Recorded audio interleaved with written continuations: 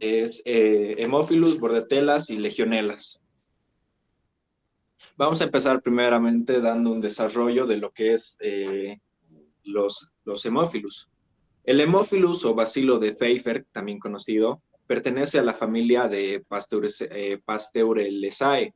Es un bacilo gram negativo pequeño que va a tener una medida de 0.2 a 0.3 micrómetros por 1 a 2 micrómetros. Estos son considerados anaerobios facultativos porque invaden, destruyen e inflaman la mucosa.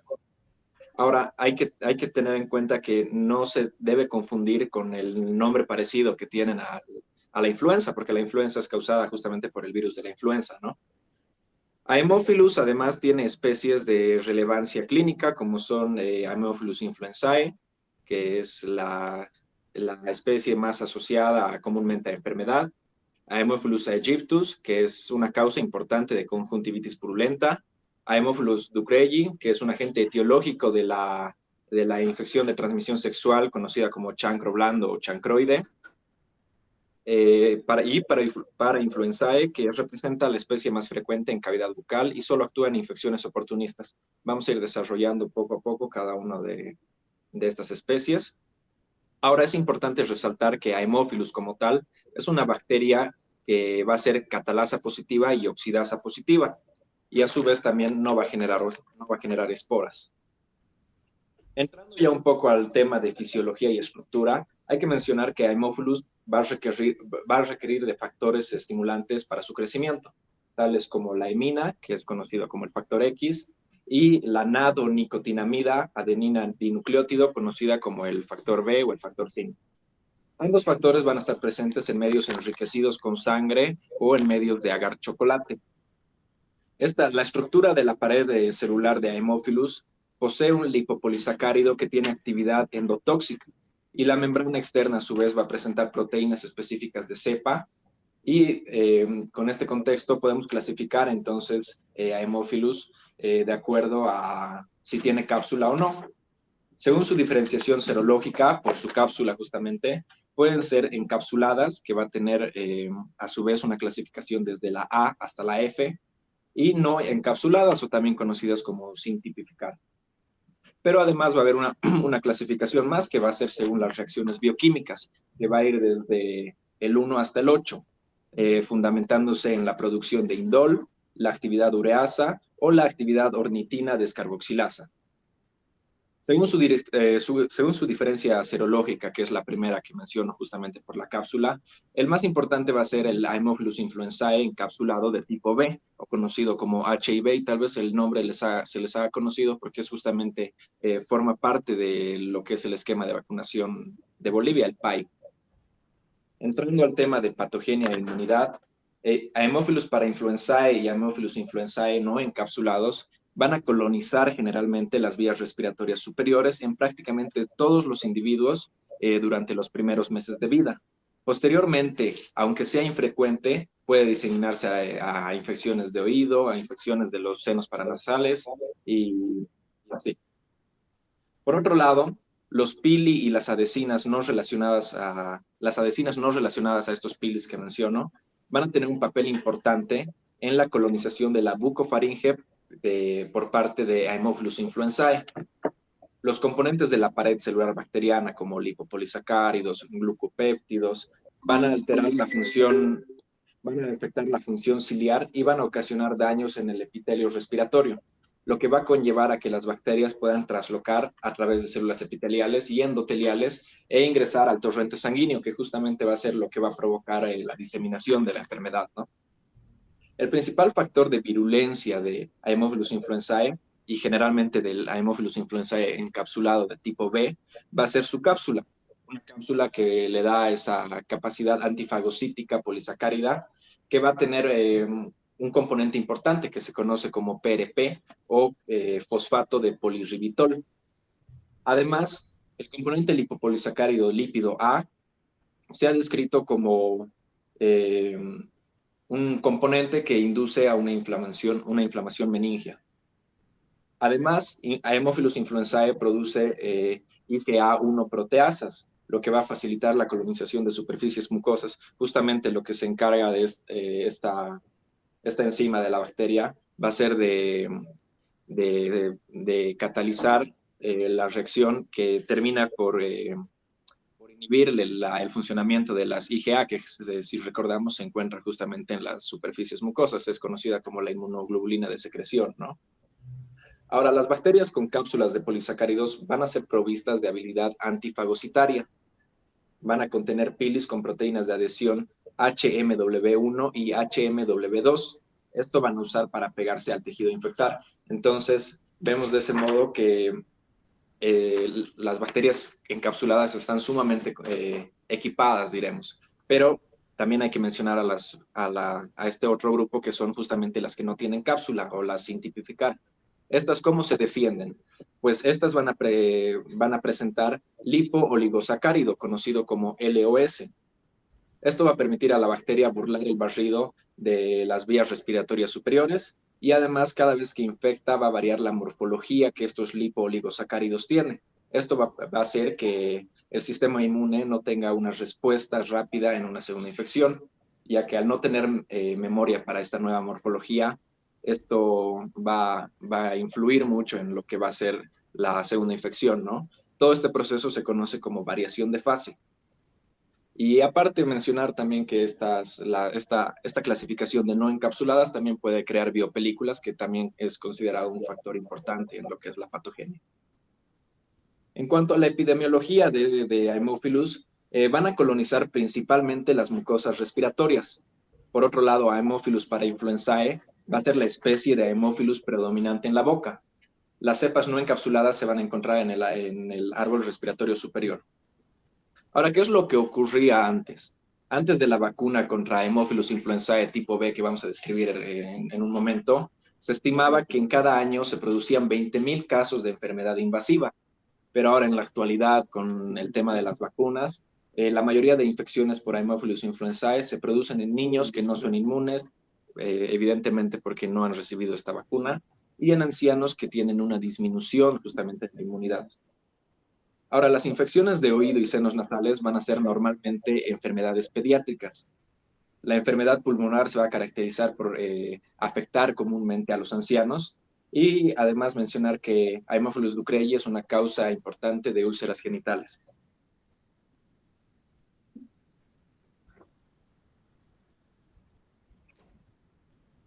Y ahora sí, continuando, yo les voy a explicar sobre lo que son las enfermedades clínicas, la patogenia en sí, y vamos a empezar hablando de lo que es la cepa encapsulada. Bien sabemos de que nuestro compañero antes mencionó que esta cepa encapsulada es la HIV, o sea, la Haemophilus influenzae. Lo que va a suceder es de que con su proteasa, la IgA proteasa, va a burlar lo que es la función de ciliar de nuestro organismo y de esa manera se va a llegar a encontrar en las vías respiratorias. Una clínica importante es la epiglotitis. La epiglotitis se puede llegar a dar en niños menores a 6 meses y es más común en niños de un mes. Esto puede llegarse a dar por una obstrucción de la vía aérea y se puede llegar a comenzar por una faringitis. Aparte de que puede tener una fiebre y una dificultad respiratoria. Toda esta epiglotitis se puede llegar a acompañar con una celulitis. La celulitis va a ser una inflamación de las zonas periorbitarias que va a llegar a presentar colores lilas a rosados. También una artritis. Cabe aclarar de que la celulitis, la artritis y la meningitis va a ser con un periodo bacteriémico. ¿Qué quiere decir esto? De que en la sangre se va a ir las cápsulas de la bacteria y va a llegar a infectar a las articulaciones por vía sanguínea y también a la meningitis. La meningitis va a ser ocasionada por la epiglotitis o una faringitis muy grave. Ahora voy a continuar hablando de nuevo de las enfermedades clínicas, pero esta vez de la cepa no encapsulada. Como dijo mi compañero, las cepas no encapsuladas son de la 1 a la 8, sin contar la B. Entonces, vamos a tener la otitis, la sinusitis y las infecciones respiratorias bajas como la bronquitis. Esto se va a dar en casos porque son infecciones oportunistas, porque no van a tener un mecanismo de acción muy alto como lo que tiene la Haemophilus influenzae. También vamos a ver lo que es la conjuntivitis, que está ocasionado por el Haemophilus aegyptus. Este bacilo también se llama bacilo de Koch o de Wicks. Entonces, este bacilo puede llegar a ocasionar lo que es la conjuntivitis como una secreción purulenta. Antes se creía que estaba relacionada con la fiebre purpúrica, pero se llegaron estudios de que no. Luego vamos a tener al chancroide, o también llamado chancroide blando. Este chancroide blando se va a llegar a encontrar también en personas inmunodeprimidas porque es una infección de transmisión sexual. Está dado por el Haemophilus ducreyi. Este chancroide tiene una diferencia con el chancroide de la sífilis, ya que este chancroide sí va a llegar a doler. El de la sífilis no llega a doler. Entonces, estas serían sus diferencias para diferenciar. Ahora, siguiendo con el diagnóstico de laboratorio, vamos a tener de que lo primero podemos llegar a hacer una microscopía, pero ¿de dónde se van a sacar estas secreciones para su examen? Se puede llegar a sacar de los hisopados nasofaringios, del líquido cefalorraquídeo también, y también de las secreciones nasales. En este caso de la microscopía nos va a servir para el líquido cefalorraquídeo y se va a ver su tamaño y su morfología común de los hemófilos, ¿no? Que es en forma basilar. Entonces, después vamos a tener una prueba para buscar antígenos, en este caso, en el líquido cefalorraquídeo o en la sangre. Estos son los antígenos que vamos a tener una prueba de inmunofluorescencia, también la prueba de látex. En el anterior parcial vimos que en estas cositas de acá lo colocábamos el antianticuerpo del polirribisol bifosfato y cuando se coloca la secreción de la persona ya preparada, si hay una aglutinación así, que sí es positivo. Entonces, más que todo es para serología, antígeno anticuerpo. Después vamos a llevar a cabo lo que es el diagnóstico del laboratorio a través del cultivo. Como ya mencionó mi compañero, vamos a llevar el agar chocolate y el agar sangre. El agar sangre va a tener algo importante, ya que en el agar sangre se puede llegar a dar lo que es el satelitismo. ¿A qué se refiere con el satelitismo? Lo que pasa es de que acá se va a llegar a encontrar un cocultivo. ¿Qué quiere decir? De que vamos a colocar los Staphylococcus aureus. Los Staphylococcus aureus son hemolíticos. Lo que va a pasar es de que a los eritrocitos los van a llegar a partir y cuando lo parten se va a llegar a secretar lo que es la hemolicina, que es el factor 5, el 10 y la NAT, que es el 5. Entonces, de esta manera, lo que acabamos de la cosa blanquita de acá es el Staphylococcus aureus y lo que está alrededorcito es el Haemophilus, porque bien sabemos de que los factores en los que crece el Haemophilus es el 5 y el 10. También se puede llegar a dar se ha llegado a dar un estudio en el que se ha llegado a ver qué especies del Haemophilus reacciona con qué factores. Por ejemplo, vamos a tener el Haemophilus influenzae que va a crecer en factor 10 y en factor 5. También podemos llegar a ver la Hemolyticus, que va a llegar también a crecer en 5 y en 10 y va a ser hemolítico, como su nombre indica. Por último, el tratamiento, vamos a tener a las cefalosporinas de amplio espectro, también a la amoxicilina, a la citromicina, a la doxiciclina y la fluoroquinolona. El Haemophilus ducreyi va a tener la eritromicina. Esta va a ser su tratamiento para el chancroide, lo que vimos hace rato. Y por último, la profilaxis que se le da a las personas, a los niños pediátricos y a las personas del área de salud como un tipo de prevención es la rifampicina. Ahora, en nuestro país, como mi compañero mencionaba, se va a llevar la prevención a través de la vacuna. Esta va a ser la pentavalente, en la que vamos a tener una fusión de varios toxoides. En este caso podemos llegar a ver el toxoide diftérico, junto con este, que es su antígeno poderoso, que es el polirribisol bifosfato, que va a tener una cápsula purificada. Como acá menciono, se puede llegar a unir con un toxoide. Las vías de administración es intramuscular y en la pierna izquierda y después intramuscular en el brazo derecho.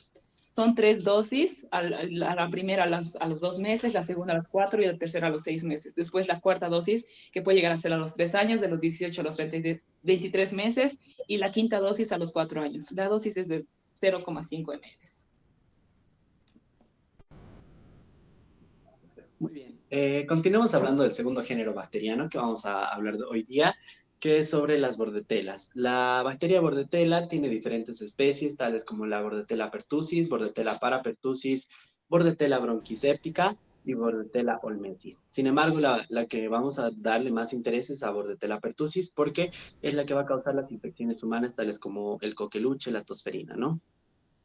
Como generalidades, vamos a mencionar que Bordetella es un cocobacilo gram negativo, es inmóvil, va a crecer en un medio de crecimiento enriquecido, que es denominado el medio de crecimiento enriquecido Bordet Gengo, y que consiste en sangre con capas de glicerol, pero va a promover un crecimiento lento, debido a que la sangre va a tener esos inhibidores de crecimiento.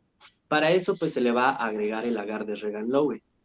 Este agar va a contener el carbón activado, lo cual va a eliminar esos inhibidores de crecimiento y pues promover, ¿no?, el crecimiento de la bacteria. Ahora, Bordetella también es una bacteria aerobia estricta, es decir, que va a tener un metabolismo respiratorio y por lo tal va a ser catalasa y oxidasa positivo. Tiene un tropismo por las células ciliadas de la mucosa del aparato respiratorio, específicamente del pulmón. Su reservorio va a ser el hombre y pues la vía de transmisión pues obviamente va a ser aérea. Ahora, pasemos a hablar de sus factores de virulencia. Cuando mencionamos a factores de virulencia nos referimos a esas estructuras que va a contener la bacteria o que puede sintetizar que van a producir pues el daño y la enfermedad. Primeramente hablemos de sus adhesinas. Bordetella va a tener 3 tipos de adhesinas. Primeramente a la hemaglutinina filamentosa, que la podemos ver de color morado, resaltado, que va a promover una unión a las células ciliadas de la mucosa traqueal, al crear una unión con los glucolípidos sulfatados de la membrana. Además de eso, también se va a unir a los leucocitos, evitando la fagocitosis. Esta adhesina, pues, tiene la característica de ser muy inmunógena y por lo tanto también se ha utilizado para generar vacunas. Por otra parte, pasemos a la pertactina, que también va a promover una unión a las células ciliadas de la mucosa traqueal, pero sin embargo va a tener a sus receptores, que en este caso van a ser las integrinas, ¿ya? Y al igual que la hemaglutinina filamentosa, va a ser muy inmunógena y ha sido utilizada para la creación de vacunas.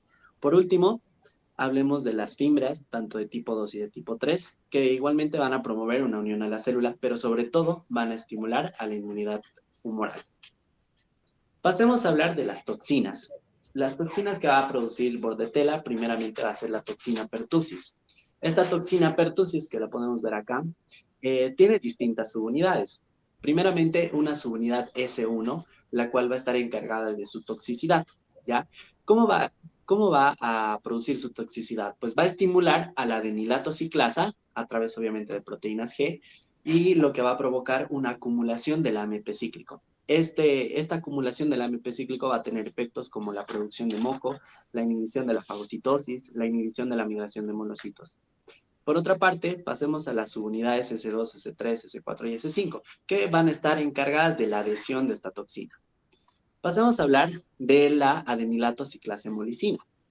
Esta igualmente va a estimular a la adenilato ciclasa, provocando el aumento del AMP cíclico, lo que va a inhibir a la fagocitosis y a la migración de los monocitos. Pero por otra parte, como lo dice su nombre, va a hemolizar hematíes. La citotoxina traqueal va a ser un monómero del péptido glicano, como podemos ver acá. Va a ser un monómero del péptido glicano que va a tener varios efectos. Primeramente, va a paralizar los cilios del epitelio respiratorio. Entonces, con eso se va a inhibir la función de barrido y va a provocar una acumulación del moco y bacterias. Y esta acumulación del moco y bacterias es lo que provoca esos accesos tusígenos muy característicos del coqueluche y la tosferina. Provocan la salida de la capa de células ciliadas de la mucosa y esta capa va a salir junto con una toxina, que va a ser la toxina dermonecrótica, lo cual va a provocar, pues obviamente, la necrosis del tejido. Además de eso, también inhibe la síntesis del ADN en las células basales, que recordemos son células de la mucosa respiratoria, evitando de esta manera la reepitelización. Por último, estimula a la interleucina 1, que recordemos es un factor pirógeno que va a generar pues la fiebre. Por último, pasemos a hablar del factor de colonización traqueal, que pues va a promover la unión de la bacteria a la mucosa. Ahora, hablemos de la fisiopatología del coqueluche. Cuando hablamos de esta enfermedad, pues debemos saber que la infección se va a dar porque gotitas microscópicas que han sido, obviamente, de un paciente que esté infectado con la enfermedad, han ingresado a un organismo sano por vía aérea. De esta forma, van a pasar a instalarse en las células ciliadas, primeramente de la faringe, pero van a migrar. ¿Por qué? Porque no es su ubicación ideal, ya que debido, como he mencionado antes, tienen un tropismo, sobre todo por las células ciliadas de los pulmones. Entonces, se van a reproducir y van a migrar hacia las células ciliadas pulmonares, donde se van a adherir a las mismas a modo de una capa, como podemos ver acá, ¿sí?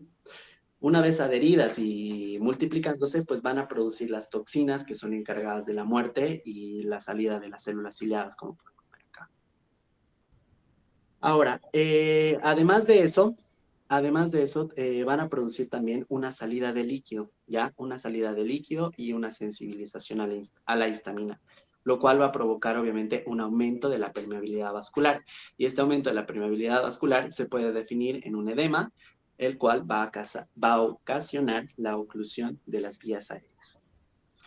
Por otra parte, esta toxina va a empezar también esta bacteria, perdón, va a empezar a multiplicarse tanto que puede llegar a migrar a otros órganos, donde pues obviamente va a producir diferente fisiopatología, ¿no? Por ejemplo, uno de estos órganos va a ser el páncreas. A nivel del páncreas, lo que va a hacer es promover la producción de insulina, ¿ya? Entonces, de esta forma va a generar una hipoglucemia.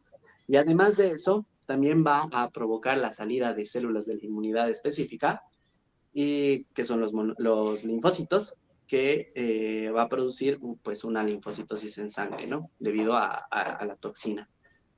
Ahora, por último, en algunos casos, gracias a la destrucción de la mucosa respiratoria, pues pueden haber otras bacterias que se van a instalar y de esta forma pueden producir una neumonía secundaria debido a sobreinfección.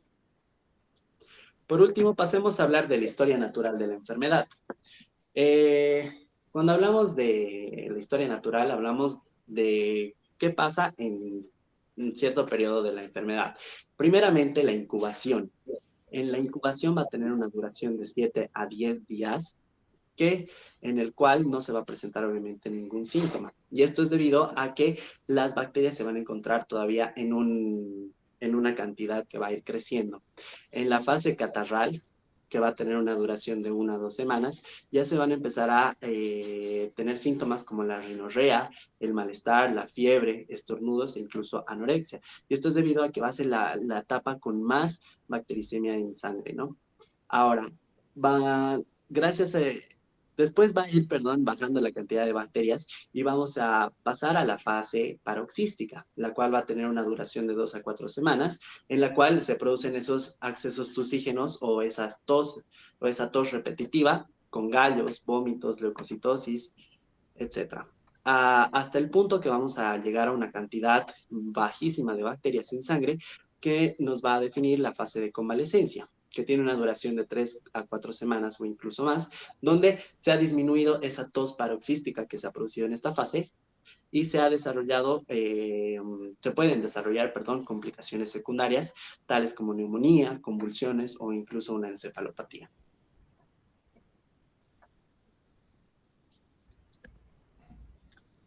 El diagnóstico en laboratorio. Para empezar, para poder diagnosticar lo que es el coqueluche, primero vamos a pedir lo que es un hemograma. Si es que se encuentra coqueluche, va a tener un recuento de leucocitos entre 200.000 a 20.000 a 300.000 leucocitos por milímetro cúbico. Esto quiere decir que hay una leucocitosis y hay una leucocitosis. También tenemos que la proteína C reactiva va a estar elevada porque existe un proceso inflamatorio en toda esta enfermedad. En cuanto al laboratorio, más que todo microbiológico, se va a pedir una prueba serológica. Vamos a utilizar aquí la fluorescencia directa. Lo que vamos a hacer es tomar una muestra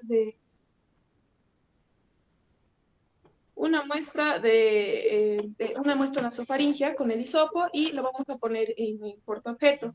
Posteriormente vamos a poner los anticuerpos y se va a poder observar la bacteria. También tendríamos como prueba el PCR. Aquí por este lado tenemos lo que es un cultivo de una bordetela bronchiséptica, que como ya mencionó mi compañero, es una de las bordetelas que pues ha estado en el inicio. En cuanto al tratamiento, se va a dividir en dos. El tratamiento de soporte, que va a ser administración de oxígeno y también de broncodilatadores. Esto para poder darle una mayor comodidad al paciente. En cuanto al tratamiento de antimicrobiano, se va a utilizar lo que son los macrólidos. El más recomendado es la eritromicina, ya que este puede ser tanto para embarazadas como para menores de 1 año. Si es que no se utiliza la citromicina, se puede utilizar en menores de 1 año el trimetoprima y sulfamethoxazol. Aquí la eritromicina y la claritromicina sí se puede utilizar, pero no se recomienda en menores de 1 año. Y la claritromicina y el trimetoprim sulfamethoxazol no se va a recomendar para embarazadas. Por último, la profilaxis. A un inicio, hallar la vacuna de lo que es el coqueluche, se utilizaba vacunas enteras. Por un tiempo tenía tenía efectos buenos, pero comenzó a tener efectos secundarios, por lo tanto se ha empezado a utilizar vacunas acelulares, como es la vacuna pentavalente, que protege contra difteria, tétanos, coqueluche, hepatitis B, neumonías, meningitis, y eso. Para la pentavalente, esta se la administra intramuscular. La primera dosis se la da a los 2 meses, la segunda a los 4 y la tercera a los 6. Se vuelve a administrar otra dosis intramuscular a los 18 a 24 meses y se la va a... se da un refuerzo a los 4 años. Para los adultos se les recomienda pues que se puedan vacunar entre los 27 a 36 años y cada que haya embarazo, y a los adultos a cualquier edad. Muy buenas tardes, ahora vamos a continuar con legionelas. Como antecedentes de las legionelas tenemos que en 1976, casi 1977, 221 veteranos infectados fueron contagiados con un extraño patógeno, un extraño virus. Como resultado tuvo que 34 legionarios fueron fallecidos por este mismo. Y en 1978 el Centro de Prevención de Enfermedad de Atlanta lo bautizó como Legionella pneumófila, a la que causó este mal. En la taxonomía de esta tenemos que es un dominio de bacterias de linaje de las gamma proteobacterias, orden de las legionelales, familia de las Liogeneaceae, y contamos con especies que tenemos 58 subespecies, 53 y serotipos, contamos con 64. En las características de esta bacteria, hablando de la neumófila, tenemos que es una gram negativa. Esta existe en bacilos y requiere hierro para su supervivencia. Esta cuenta con catalasas, oxidasas y gelatinasas positivas. Esta es móvil, contiene flagelos, contiene pilis. Como dije anteriormente, la Legionella pneumófila es la patógena. Las demás viven en una vida tranquila. Esta no tiene cápsula y no forma esporas. Hablamos un poco de su fisiología. La legionela le gusta vivir en lugares acuosos, en estanques. ¿Por qué? Porque esta, más que todo, es una bacteria intracelular. No necesariamente obligada, pero sí es facultativa. Entonces, en sus nichos acuáticos, esta suele introducirse en las amebas, siendo esas, por ejemplo, la Nigleria y la Cantamoeba. Estas que viven en lugares acuosos. Esta también requiere una temperatura media de unos 25 42 grados Celsius para su supervivencia. Esta es una aerobia, es una bacteria que necesita del oxígeno y también necesita de la fijación de dióxido de carbono. Esta, como principal fuente de alimento, más que usar los carbohidratos, utiliza los aminoácidos, y también esta va a ser una productora de potentes toxinas. También esta como dije anteriormente, es una bacteria que le encanta vivir entre otras células, por eso es una bacteria intracelular. Con inmunidad tenemos que esta tiene 2 etapas, más que todo. Esta puede estar afuera o puede estar adentro de la célula. Cuando eso se encuentra fuera de la célula, va a actuar la inmunidad humoral mediada por linfocitos B, que esos neutralizan a la bacteria, formando complejos anticuerpos. Estos anticuerpos demoran de unas 4 a 8 semanas en ser fabricados, en ser sintetizados. Ahora, la inmunidad celular, que es cuando esta se mete dentro de la célula, una vez dentro, esta es invisible para el sistema inmunitario de la inmunidad humoral. Entonces, esta es autofagocitada y ella promueve su propia fagocitosis por medio de X proteínas que más adelante veremos, y logra escapar del complejo endosomal y así logra proliferar dentro de la célula, expresando así proteínas defectuosas en la membrana, lo que facilita la citotoxicidad de la inmunidad.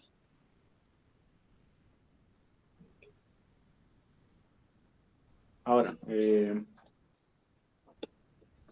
En la patogenicidad de la legionela, tenemos que, uno, esta va a evitar la inmunidad humoral introduciéndose dentro de las células del huésped. En este caso, su blanco favorito son los macrófagos, las células del polio que tenemos en los pulmones. Esta evita su propia fagocitosis, teniendo un ambiente adecuado para la supervivencia dentro de la célula hospedadora. También tenemos que sus fimbrias y sus flagelos, sus pilis, fimbrias o pilis y sus flagelos son componentes, son sus factores de virulencia. También tenemos la presencia de sus lipopolisacáridos A para estimular la inflamación. Y uno de los más importantes y propio de esta bacteria, que serían las proteínas MIB, que son las proteínas que se encargan de facilitar la adhesión o estimular la fagocitosis desde los macrófagos. O sea, esta le ayuda a que sea fagocitada y poder sobrevivir dentro del macrófago. ¿Cómo funciona esta? Pues la MIB se activa de una forma llamada la pronil, la proteasa, se activa de una forma llamada peptidil, pronil, isomerasa, que esta lo que hace, resumiendo sus siglas en inglés, se llama la please. O sea, es como que el please de por favor, le dice por favor, ayúdame a entrar al macrófago. Entonces, ¿qué hace la please? Va a ayudar a plegar por medio de isomerización de enlaces otras proteínas y van a formar complejos para que facilite la fagocitosis de la bacteria para el macrófago. También tenemos la producción de toxinas, en este caso proteínas, proteasas, tenemos las fosfatasas, adeneasas y metaloproteínas que son hemolíticas y algunas tóxicas. En epidemiología de esta, le gusta vivir en lagos, en terrenos acuosos, tiene sus nichos en lagos, en lugares húmedos, como dije anteriormente, le gusta vivir dentro de las amebas. Esta se va a contagiar principalmente a las vías neumáticas gracias a los aerosoles y no se ha encontrado mucho o no se certifica que pueda ser bebible. Esta bacteria se transmite gracias a la ingesta de agua.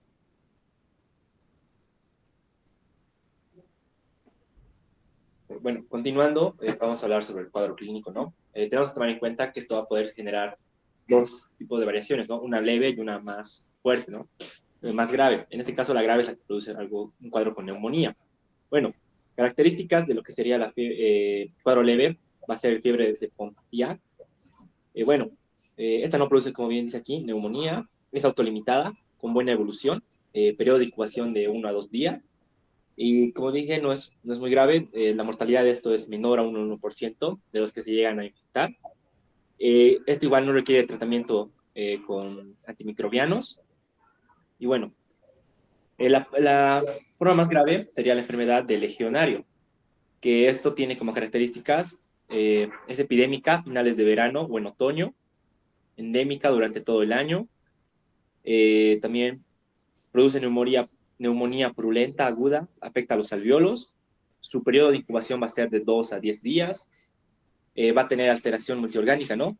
Con mortalidad alrededor del 20% de los que se llegan a infectar. Más grave va a ser si son inmunosuprimidos. Es la forma más grave de lo que sería esto de Legionela.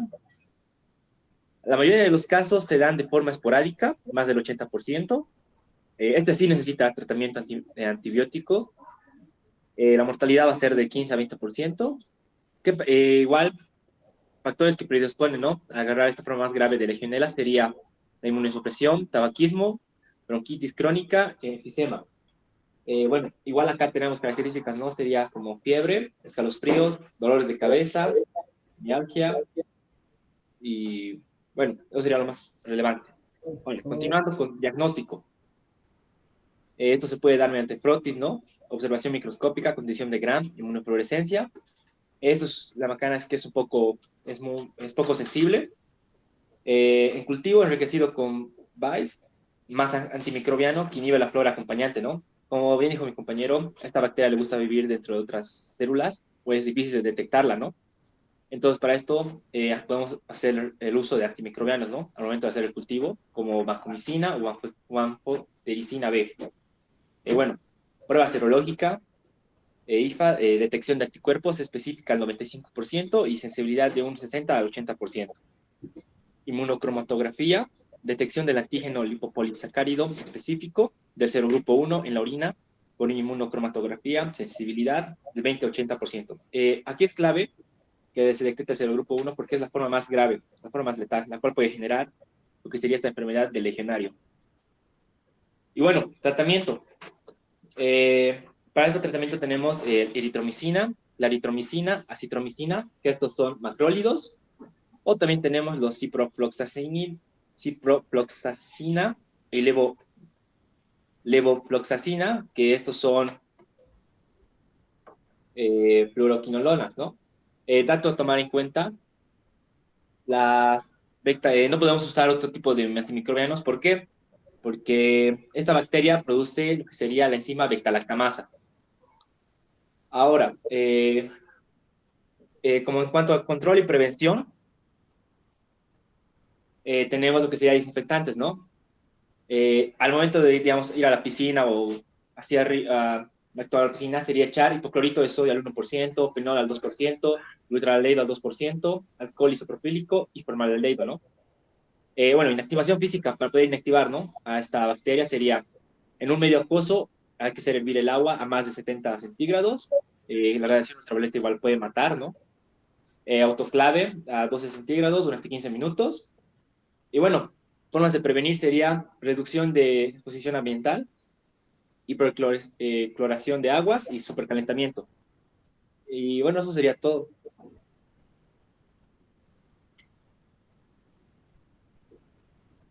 Ya, muy bien, chicos. Solo quiero que me digan dos cositas. Han hablado de vacunas acelulares. ¿A qué se refiere?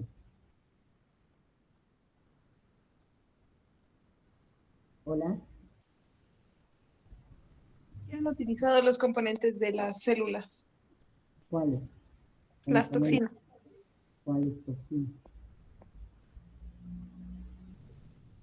Las pentosas. No. Pero tu compañero ha hablado muy bien, pues nos ha dicho, nos ha clasificado muy bien entre los factores de virulencia. Hay unas adhesinas muy importantes, son los que se usan en la vacuna. Y otra cosa, acaba de hablarnos de que en el diagnóstico de las legionales hacen la prueba serológica IFA. ¿A qué se refiere con IFA? Doctora, ¿qué dijo? Perdón, no me escucho bien. Entre el método diagnóstico de las legionelas, la legionela monomófila, está la prueba serológica. Y ahí dice IFA. ¿A qué se refiere con IFA?